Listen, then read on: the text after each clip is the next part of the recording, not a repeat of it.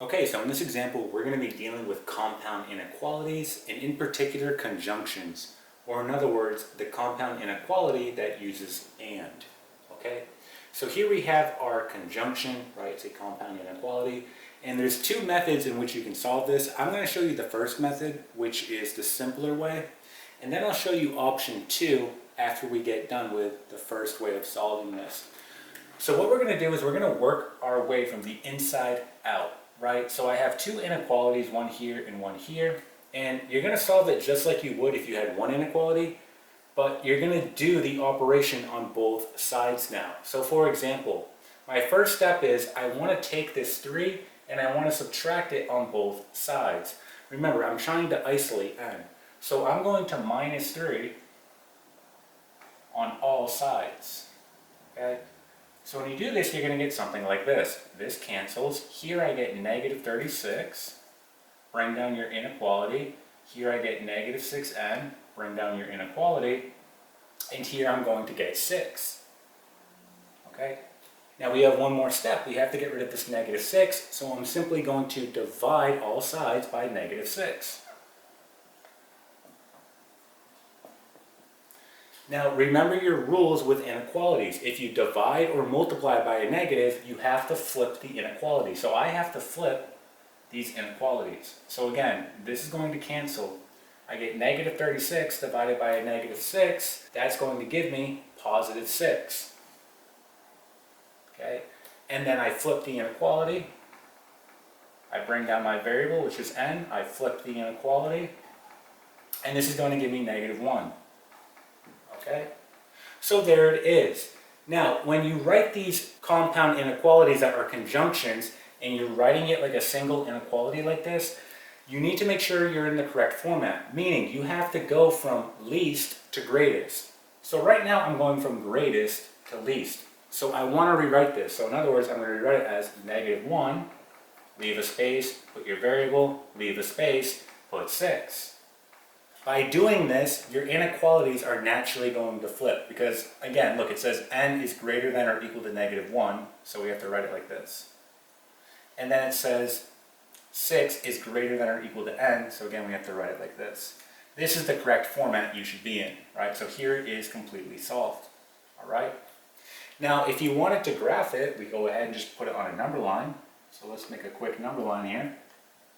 So we'll just say that this is 0. This is negative 1, and we'll say that this is positive 6. Okay? Now they're going to both have closed circles. Right?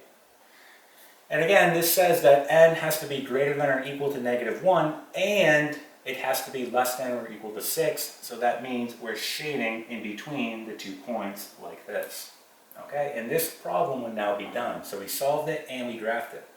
Okay? So that's the first way to do these. Let me show you option 2. Okay, so here's going to be option 2. Again, I believe that the first option is a bit simpler, but you can also do it like this. So again, here is my compound inequality. It is a conjunction.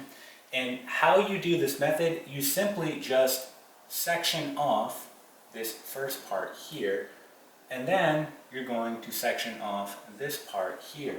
So you're going to have two separate inequalities here. So for example, you're going to have negative 33 less than or equal to 3 minus 6n.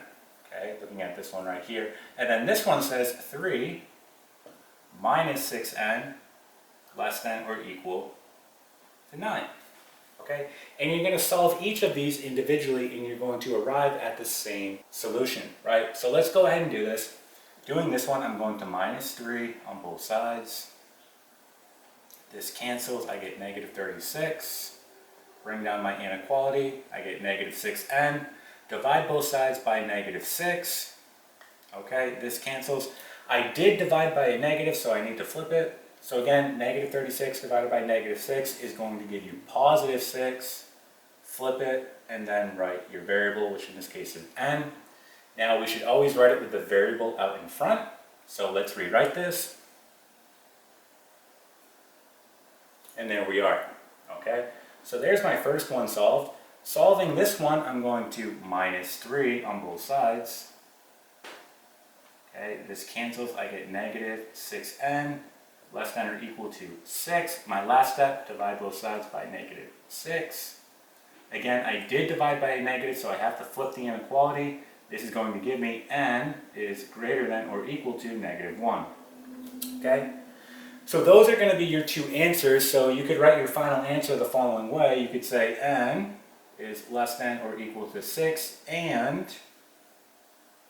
n is greater than or equal to negative 1. Okay? You can write it like that. That's the same thing. You could also write it as a single inequality, and if you want to do that, simply just write it going from least to greatest. So I'm going to write negative 1, leave a space, put your variable, leave a space, put your greater number, which is 6, and then just writing it as a single inequality, it's going to look like this. Okay, exactly what we had in the first example, right? So again, either way is fine here. You can write it either way. Okay, and that's it. And again, from there, you would just go ahead and graph on the number line. Okay, so that's how you solve compound inequalities, and in particular, conjunctions. All right, and that is it.